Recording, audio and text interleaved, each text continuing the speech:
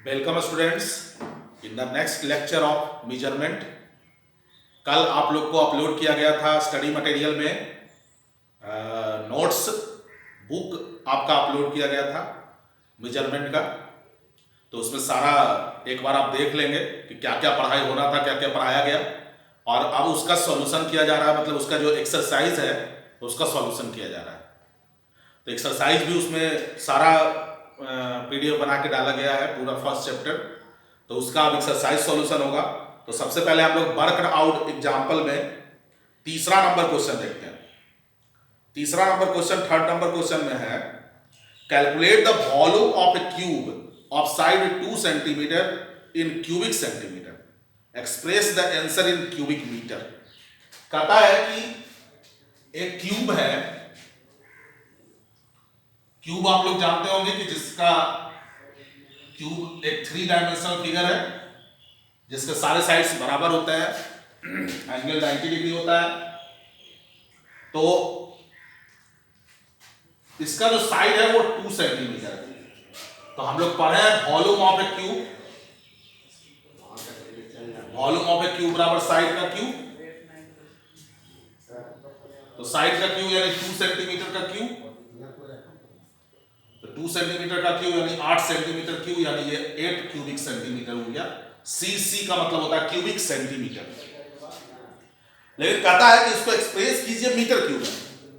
तो metre cube में express करने के लिए एक तो तरीका था हमारे पास n1 u1 बराबर n1 n2 u2, n1 u1 बराबर n2 u2, कि हमारे पास एक पहला जो है सीसी है सेंटीमीटर क्यूब, और दूसरा n2 जो निकालना है उसमें क्या है, मीटर क्यूब में निकालना है।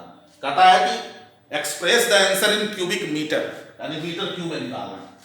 तो जब हम इसको चेंज करेंगे, यहां 8 सेंटीमीटर, सेंटीमीटर को क्या लिखेंगे 10 टू द पावर -2 मीटर का होल क्यूब। ये 8 10 to the power -6 metre cube, ये कट गया, n2 इक्वल टू आ गया 8 इंटू 10 टू द पावर -6। यानी हम इसको जब मीटर क्यूब में कन्वर्ट करते तो लिखते 8 into 10 to the power -6 metre cube. या एक दूसरा तरीका था कि हम शुरू में ही साइड को ही मीटर में बदल देते। साइड हमारा 2 सेंटीमीटर है, that's mean 2 into 10 to the power -2 metre. Centi का मतलब बताए थे 10 टू द पावर -2 होता है।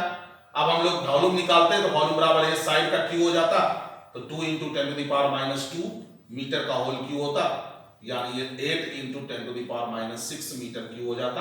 तो ऐसे भी आप निकाल सकते थे, लेकिन कन्वर्ट करने का कह रहा है कि पहले आप निकालिए और उसके बाद कन्वर्ट कीजिए।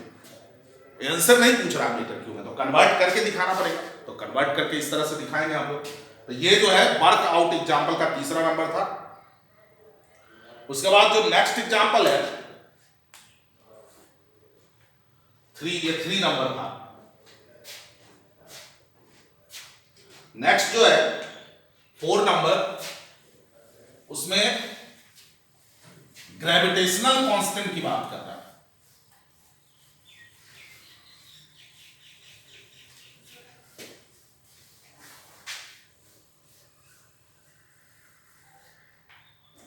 कह रहा है नेक्स्ट क्वेश्चन में कि what is the value of gravitational constant G equal to, दिया हुआ है gravitational constant G equal to 6.67 into 10 to the power -11 newton metre square per kg square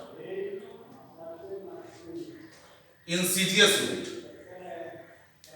CGS unit में इसका वैल्यू पूछ रहा है। तो एक तो हम लोग सीधे सीधे हमको इतना वैल्यू बदलना है, इसको हम सीजीएस में बदलना है सीधे सीधे। एक तो ये उपाय है। दूसरा कि थोड़ा सा हम लोग जान भी ले कि ग्रेविटेशनल कांस्टेंट है क्या।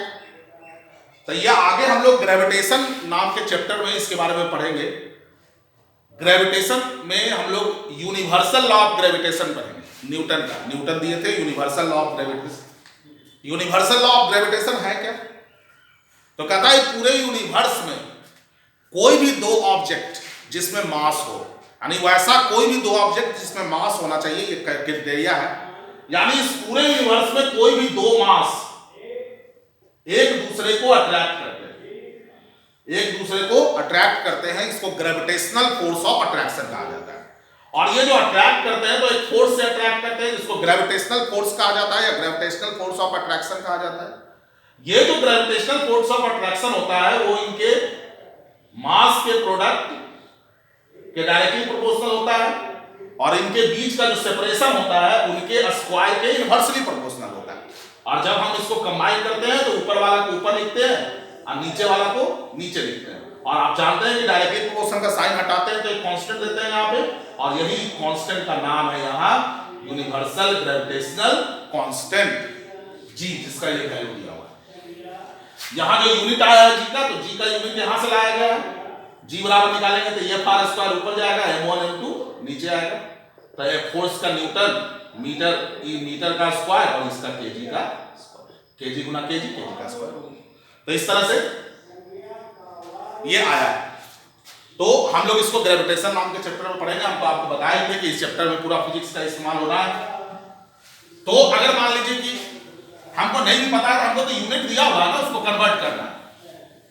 तो कन्वर्ट करना है तो हम n1 u1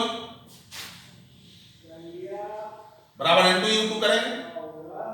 तो n1 इज 6.67 into 10 to the power minus 11, u1 इज newton metre square KG square. n2 हमको निकालना है, u2 क्या होगा, तो इसको सीजीएस में यानी सेंटीमीटर ग्राम सेकंड, तो सीजीएस में न्यूटन का क्या होता है, पर है हम लोग डाइन होता है, मीटर का क्या होता है सेंटीमीटर होता है, और केजी का क्या होता है कि मीटर का सेंटीमीटर और केजी का ग्राम होता है। अब हम लोग बदल लेंगे तो क्या हमको कट करना है, तो 1 न्यूटन यानी न्यूटन लिखा हुआ है तो इसका मतलब 1 न्यूटन लिखा हुआ है तो 10 to the power 5 डाइन होगा। मीटर स्क्वायर तो मीटर को 100 सेंटीमीटर लिखेंगे, केजी स्क्वायर तो इसको 1000 ग्राम लिखेंगे, n2 इंटू ढाई सेंटीमीटर स्क्वायर बटा ग्राम का स्क्वायर। जब 6.67 into 10 to the power minus 11 into 10 to the power 5 dyne, ये 100 है तो 100 पे कितना हो जाएगा, स्क्वायर करेंगे तो 4 जीरो हो जाएगा, सेंटीमीटर का स्क्वायर। नीचे इस पे कितना जीरो हो जाएगा, तो 3 जीरो पहले से था, स्क्वायर करेंगे तो 3 जीरो और हो जाएगा, ग्राम का स्क्वायर। इंटू 2.5 सेंटीमीटर स्क्वायर ग्राम का स्क्वायर, ये देखिए कट गया। तो n2 इक्वल टू कितना आ गया,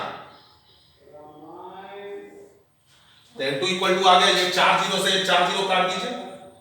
अब ये 2 जीरो और है, 2 जीरो यहां से काटिए तो 3 जीरो बचेगा। तो 6.67 into 10 to the power minus 11, ऊपर में ये 3 जीरो बच गया, 2 जीरो कटा दो। अब ये 3 जीरो यहां क्या पड़े थे, -11 प्लस 3 यानी 8 3 11 यानी -8, इतना हो गया n2 का वैल्यू। यानी इन सीजीएस में इसका वैल्यू हम लोग लिखेंगे 6.67 into 10 to the power -8 dyne centimetre square पर ग्राम का स्क्वायर। तो इस तरह से हम एकदम से ध्यान से बनाएंगे, एकदम से सोच के बनाएंगे कि हम लोग पीछे क्या पढ़े हैं और उसका इस्तेमाल कैसे करना है। ये सब आपको अब ये नया लगेगा, लेकिन कोई भी चीज तो पहला बार हम लोग नया में ही ना पढ़ते हैं, तो आगे करेंगे। फिर वर्कआउट एग्जाम्पल जो है,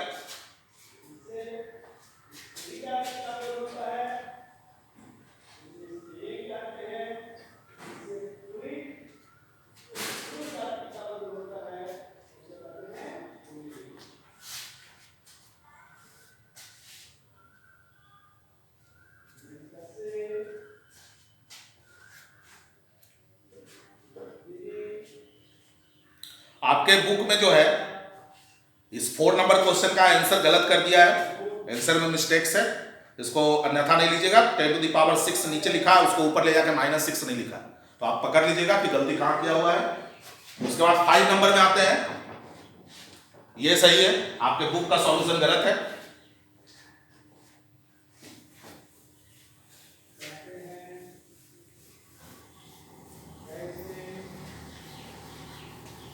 इसके बाद नेक्स्ट नंबर क्वेश्चन में सिग्निफिकेंट फिगर निकालना है। नेक्स्ट नंबर क्वेश्चन में कहता है state the number of significant figure in the following, यानी फॉलोइंग जो है उसमें कितने सिग्निफिकेंट फिगर्स हैं। पहला नंबर है 0.04 मीटर स्क्वायर, दूसरा नंबर है 2.64 इंटू 10⁻24 kg, तीसरा नंबर है 6.320 जूल, चौथा नंबर है 0.000643, पांचवा नंबर है 694320 इतना। ये है आपका, इसमें नंबर ऑफ सिग्निफिकेंट फिगर निकालना है हमको कि कितने नंबर ऑफ सिग्निफिकेंट फिगर है। तो नंबर ऑफ सिग्निफिकेंट फिगर निकालना है तो सबसे पहले इसमें आते हैं। तो क्या बताए थे कि जो फर्स्ट नॉन जीरो डिजिट्स के पहले जितने भी जीरो होते हैं, फर्स्ट नॉन जीरो डिजिट्स के पहले जितने भी जीरो होते हैं, चाहे वो डेसिमल प्लेस के साथ हो या ना हो, वो सारे सिग्निफिकेंट नहीं होते हैं। यानी इसमें सिर्फ और सिर्फ एक 4 सिग्निफिकेंट फिगर है, यानी नंबर ऑफ सिग्निफिकेंट फिगर 1। क्या बताए थे कि power of 10 is not significant, power of 10 के पावर को सिग्निफिकेंट नहीं लिया जाता है, और जितने भी नॉन जीरो डिजिट्स होते हैं वो सारे सिग्निफिकेंट होते हैं। तो 1 2 3। यहां क्या बताए थे कि जितने भी जीरो जो होते हैं लास्ट नॉन जीरो के बाद होते हैं, यानी लास्ट नॉन जीरो डिजिट के बाद वाले जीरो सारे सिग्निफिकेंट होते हैं। ट्रेलिंग जीरो को इग्नोर करने कहे थे। और लेकिन अगर डेसिमल प्लेस के साथ जीरो है तब तो उसको सिग्निफिकेंट लिया ही जाता है। तो यहां डेसिमल प्लेस है और जीरो है तो लिया ही जाएगा 1 2 3 4। यहां आप देखिए फर्स्ट नॉन जीरो डिजिट के पहले वाला जीरो नहीं लिया जाएगा, लेकिन 2 नॉन जीरो डिजिट के बीच वाला जीरो लिया जाता है। तो 1 2 3 4, यहां भी 1 2 3 4 5 6 बोले थे कि डेसिमल प्लेस के साथ जीरो है तो उसको तो लेना ही लेना है। तो पहला में 1, दूसरा में 3, तीसरा में 4, चौथा में भी 4 और पांचवा में 6। इस तरह से ये नंबर ऑफ सिग्निफिकेंट फिगर निकालना था।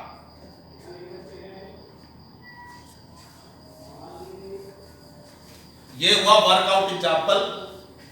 जो भी हम छोड़ रहे हैं वो आपके लिए है, और अगर उसमें भी अगर आपको कोई कंफ्यूजन है तो आप चैट बॉक्स आपका चालू है, चैट बॉक्स में आप डाल सकते हैं।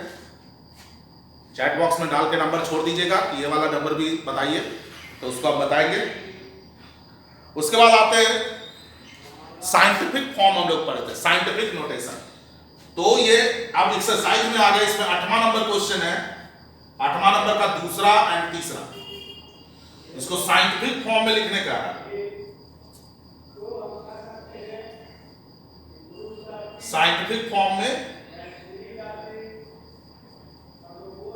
लिखने का है। अब साइंटिफिक फॉर्म में क्या बताए थे कि डेसिमल जो होना चाहिए वो 1 अंक के बाद होना चाहिए।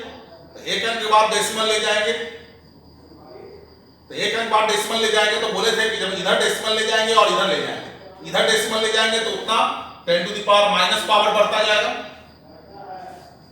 और इसमें 1 2 3 4 5 6 ले जाना पड़ेगा यहां तक, फर्स्ट अंक के बाद यहां ले जाना है डेसिमल। 1 2 3 4 5 6, यानी 5.61 into 10 to the power minus 6 angstrom. तो एंगस्ट्रॉम पहले भी हम लोग पढ़े थे कि 1 एंगस्ट्रॉम बराबर 10 to the power minus 10 metre होता है। तो अगर इसको मीटर में कन्वर्ट करना होगा तो 5.61 10 minus 6 होगा ही, यहां 10 to the power minus 10 metre भी हो जाएगा। अभी -10 -6 कितना हो जाएगा? तो ये आपको करने नहीं कह रहा है, ये हम आपको आगे बता रहे हैं कि ऐसा भी कह सकता था। उसी तरह से अगर एक हम अपने तरफ से ले लेते हैं क्वेश्चन कि 4 5 6 8 9 3 4.5 है, इसको हमको लिखना है। तो डेसिमल हमको कहां ले जाना है? यहां ले जाना होगा। 4.56 8 9 3 4 5, 1 2 3 4 5 6 ले जाए इधर, तो इधर हमको उतना प्लस पावर देना होगा। अगर पहले से है तो उसमें उतना पावर बढ़ा देना होगा। तो ये था आपका साइंटिफिक फॉर्म।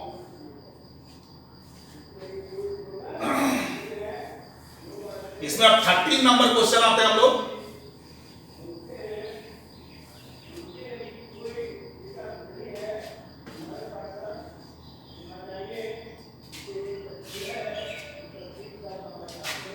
एक 11 नंबर की देख लेते हैं। पहले कहता है कन्वर्ट ग्राम पर लीटर, लीटर में -1 है,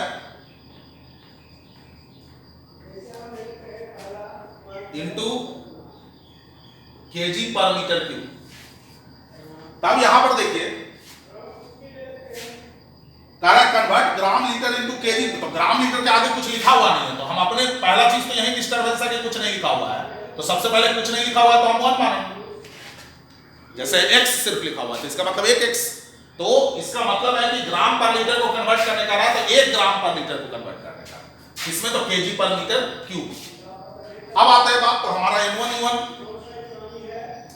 बराबर n2 u2, तो n1 is 1, u1 is gram पर लीटर, तो पर लीटर को हम नीचे भी लिख सकते थे, यहां भी ऊपर भी छोड़ दे सकते हैं, n2 u2 इज केजी पर मीटर क्यूब। अब हमारा केजी और ग्राम में तो बदलना हम जानते हैं कि 1 केजी बराबर 1000 ग्राम होता है, तो हम डायरेक्ट लिख देंगे 1000 ग्राम, ये तो बदल गया। लेकिन मीटर क्यूब कैसे चेंज होगा? तो 1 लीटर में कितना मीटर क्यूब होता है या 1 मीटर क्यूब में कितना लीटर होता है, इसको देखना पड़ेगा ना।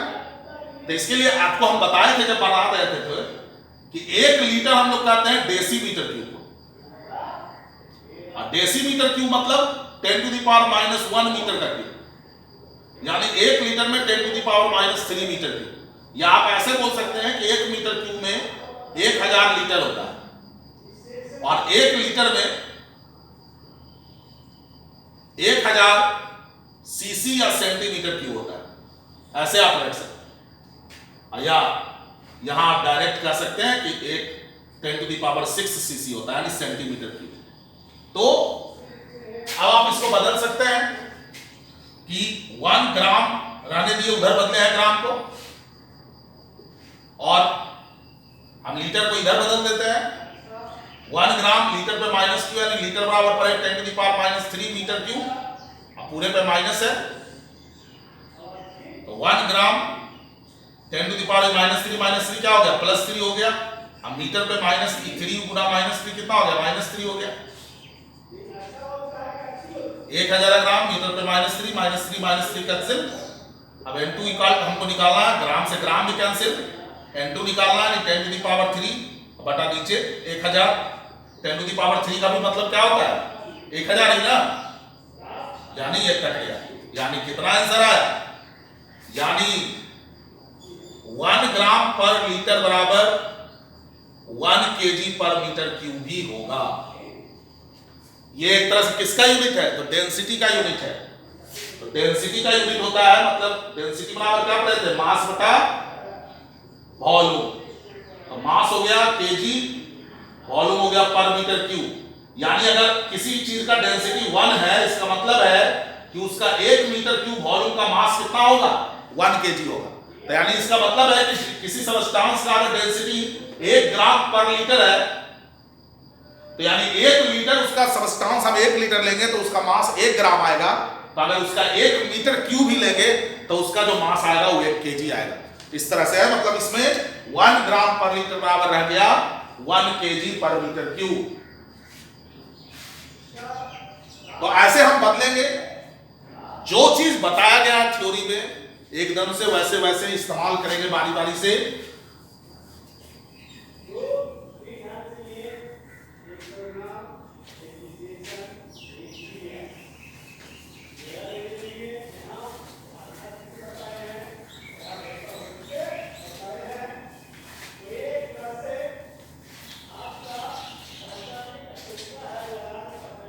इसके बाद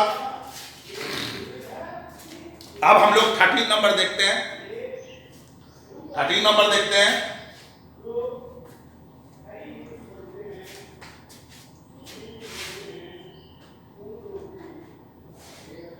नंबर देखते हैं। कहता है if we define the new unit of time. कहता है हम लोग एक टाइम के लिए इफ वी डिफाइन, हम लोग डिफाइन करते हैं the new unit of time, एक टाइम के नए यूनिट का डिफिनेशन देते हैं as 1 heart beat equal to 0.8 second. यानी हम लोग एक नया यूनिट लेते हैं टाइम का और उसका नाम दिया जाता है हार्ट बीट, और ये कितने सेकंड के बराबर है? तो 0.8 सेकंड के बराबर है। जैसे बोलते थे ना कि इतना ड्यूरेशन को 1 सेकंड बोलेंगे, जितना देर में इतना ऑसिलेशन हो जाएगा, ऐसा कुछ बोले थे। तो उसी तरह से हम बोलेंगे कि 0.8 सेकंड। जैसे एक्चुअल में हमारा जो दिल धड़कता है ना, तो दिल एक बार जो धड़कता है 1 मिनट में 60 सेकंड में कितना बार धड़कता है? 72 बार धड़कता है। तो उससे अगर आप निकालिएगा तो 0.8 आएगा। तब हम इसी को एक नया यूनिट मान लिए कि हम उसका नया यूनिट और टाइम का नाम रख के हार्ट बीट, यानी एक हार्ट बीट, जैसे हम 1 किलोमीटर बोलते हैं तो 1000 मीटर समझते हैं ना, 1 मीटर बोलते हैं तो 100 सेंटीमीटर समझते हैं। उसी तरह से हम एक हार्ट बीट बोलेंगे तो हम कितना समझेंगे कि 0.8 सेकंड है। कहता है what is the speed of light in metre per heart beat, यानी आपको स्पीड ऑफ लाइट कितना पता है? 3 × 10⁸ मीटर पर सेकंड। तो इसको कन्वर्ट करना है, convert into metre per heart beat, यानी मीटर पर सेकंड से कन्वर्ट करके मीटर हार्ट बीट में ले जाना है। तो वैसे ही बनाएंगे, N1 U1 बराबर N2 U2। N1 is 3 × 10⁸, U1 is metre बटा सेकेंड। अब N2 हमको निकालना है, U2 इज मीटर बटा हार्ट बीट। अब हम लोग को 3 × 10⁸ मीटर बटा सेकेंड, N2 × मीटर को बदलने का जरूरत नहीं है, दोनों तरफ मीटर ही है। और हार्ट बीट को बदलने का जरूरत है कि एक हार्ट बीट बराबर कितना second? 0.8 second. Metre second cut गया, N2 इक्वल टू कितना आ जाएगा? तो ये इधर नीचे में डिवाइड में इधर आके मल्टीप्लाई में आ जाएगा। 3 × 10⁸ इंटू 0.8 कर देंगे तो कितना हो जाएगा? 8 या 24, 2.4 10⁸ इतना आ जाएगा N2।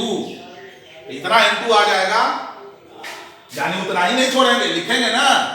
यानी लाइट का जो स्पीड है 3 × 10⁸ मीटर पर सेकेंड, तो ये बराबर होगा 2.4 × 10⁸ मीटर पर हार्ट बीट, यानी एक नया यूनिट हो गया। फिर कहता है how does light travel in 1 heart beat.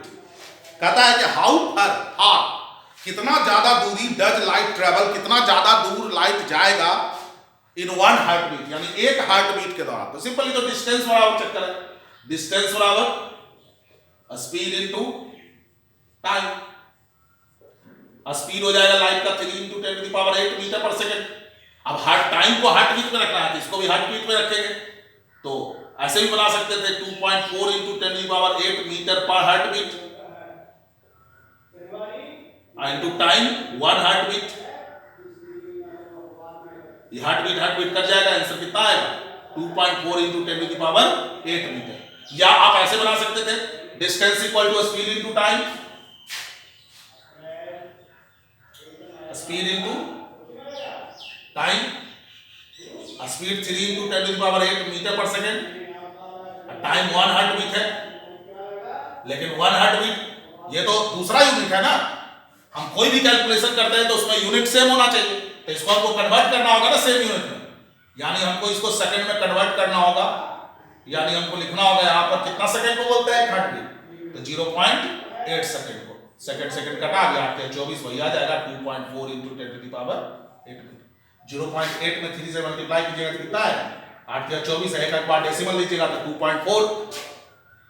तो ये आपका हो गया 13 नंबर क्वेश्चन। अब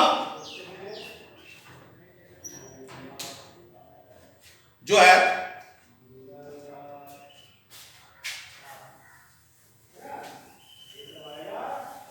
नेक्स्ट क्वेश्चन जो है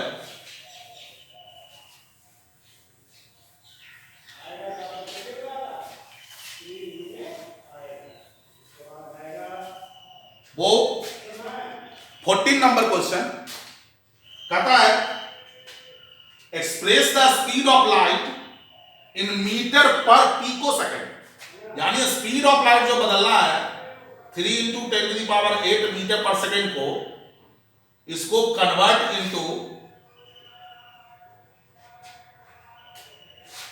metre per pico second, metre per pico second. तो अब हम लोग को N1 U1 बराबर N2 U2, N1 is 3 into 10 to the power 8 metre per second, N2 is हमको निकालना है और U2 is metre per pico second. तो 3 into 10 to the power 8 metre per second, N2 metre तो वही है, पिको सेकेंड याद है, पिको किसको कहते थे? Pico is 10 to the power -12। ये तो याद रखना पड़ेगा, नहीं तो कोई उपाय नहीं है। Pico is 10 to the power -12 को हम लोग बोलते हैं, तो स्मॉल पी से दिखाते हैं उसको, तो यहां 10 टू द पावर -12 सेकेंड हो जाएगा, और मीटर सेकेंड कट गया। अब N2 इक्वल टू, ये डिवाइड में है तो इधर आके क्या में हो जाएगा? मल्टीप्लाई में हो जाएगा। अब N2 इक्वल टू कितना हो जाएगा? -4।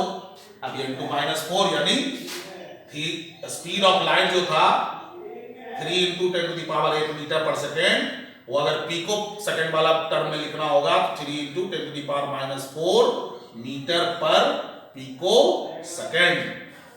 स्मॉल पी ही इस्तेमाल करना है। तो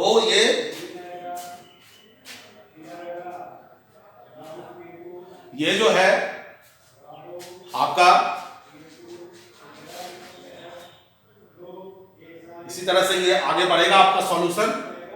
आज जो है आगे और सॉल्यूशन करवाएंगे। आपके स्टडी मटेरियल में ऑप्शन है नीचे व्यू स्टडी मटेरियल, उसमें जाइएगा, फिजिक्स में जाइएगा तो देखिएगा उसमें पूरा बुक अपलोड किया गया है यूनिट एंड मेजरमेंट का, है ना।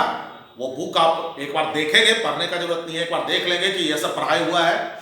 और अगर कोई क्वेश्चन हो, कोई दिक्कत हो, उस बुक को अगर पढ़ने से अगर आप पढ़ना चाहते हैं तो उसको पढ़ेंगे। उसमें पढ़ने में जो कोई चीज़ें नहीं समझ में आए तो उसको आप कमेंट बॉक्स में डाल दीजिएगा, चैट बॉक्स में, उसको आप बताएंगे। आज के लिए इतना ही, धन्यवाद।